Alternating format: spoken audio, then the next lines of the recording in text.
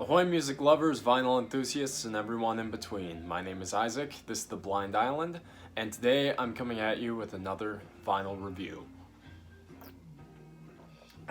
And today, we're going to be talking about one of my top 3 favorite artists of all time. Of course, I am speaking about the incredible, the enigmatic, and the rather mad Tom Waits, Blood Money. Now, this album is a record that I featured in one of my earliest videos. I actually shared my Tom Waits collection at the time and I ranked it. And this one came in closer to the bottom, but I'm going to go on record and say that there is not a bad Tom Waits record out there. It is something to be said that there are lesser than Tom Waits albums, but there is not a bad Tom Waits record. I love this guy. I think everything he comes out with is worth listening to. So, spoiler alert, this is going to be a positive review. But, yeah, I got some pretty nasty messages on that video, just starting out. And a lot of people were calling me a Blood Money hater, and that's just not true. Before we get into my full opinions on it, let's go over what the history of this album is and a little bit about the music. So this was recorded in 2002, and it was initially created for a ballet. These were 2 simultaneous releases at the same time. They came out with another album that's actually my favorite record of his, Alice. And they were created for 2 different ballets and plays. One was for Alice, and the other one was for a German piece. I can't even pronounce the name, so I'm not even going to try. But that was what this became, Blood Money. So it was made 10 years prior in 92, right around the time that he was creating music for The Black Rider. And after a period of time, he took a hiatus from music, and the last album he came out with in 1993 was The Black Rider.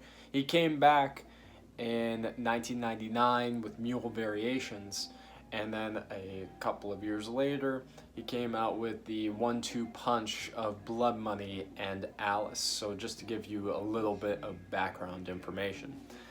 Now, Blood Money is usually put in comparison to Alice as the more insane sounding counterpart. Alice is a little bit more lush and romantic, and this one is a little bit more chaotic, frenetic, and a little bit more on the fringe. And while I can agree with those comparisons, I do find a lot of romantic moments in here as well. There is this carnival and sound to it. It sounds very much of a different time and era. This is probably Tom Waits' most cynical album he ever came out with. He starts off the record with the song "Misery is the River of the World," and literally with lines like, "All the good of the world you could fit inside a thimble and still find room for you and me." This is a man who's tired and fed up with the mistakes of humanity, and with other songs like "God's Away on Business," "Everything Goes to Hell," and I just think that there are many moments on here where it seems as though he is tired of the state of the world. This was a post 9/11 recording, and while the lyrics may have been made 10 years prior, you can hear the venom in his delivery. Now, with that said, with it being very dark and cynical and violent, there are also moments of transcendent beauty on this record. All the World is Green is a lovely, lush, romantic number, and one of his most compelling romantic songs is also found on here in Coney Island Baby. I remember this was the first Tom Waits record that I had bought. I had heard Tom Waits before, but never in one sitting. I bought this record at a local shop. I sat down with it, and I was captivated by the voice, the sounds, the different things that were going on in this album. It really is entrancing. He takes you into a completely different world, one that is outside of time. And I find this to be one of his most intriguing albums.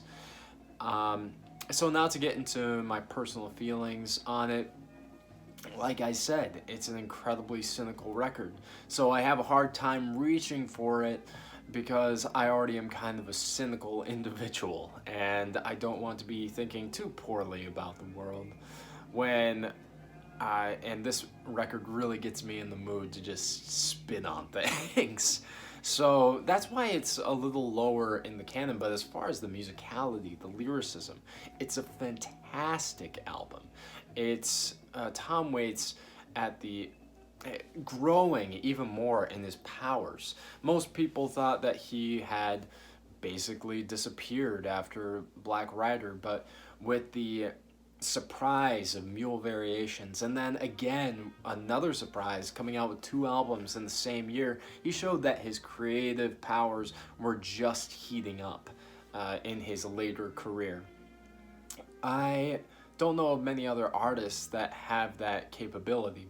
Now, just to give you a heads up, if you're not into Tom Waits, if you're not into that gruff sound and that madman quality, then you're not going to like this record. It is very rough around the edges. It's frayed, torn, and fragmented. So you're not going to enjoy it if you are not a fan of that sound. But if you're willing to give yourself the opportunity to hear some sounds that are a little rough around the edges, that sound like barbed wire cutting through bone, then you're going to love Blood Money, as I do. And this one I'm giving a 4.5 out of 5.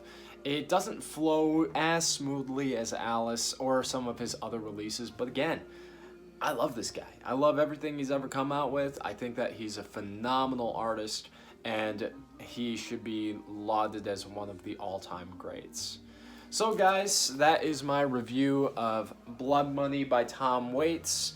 What do you think? What's your favorite Tom Waits release? Let me know in the comments below.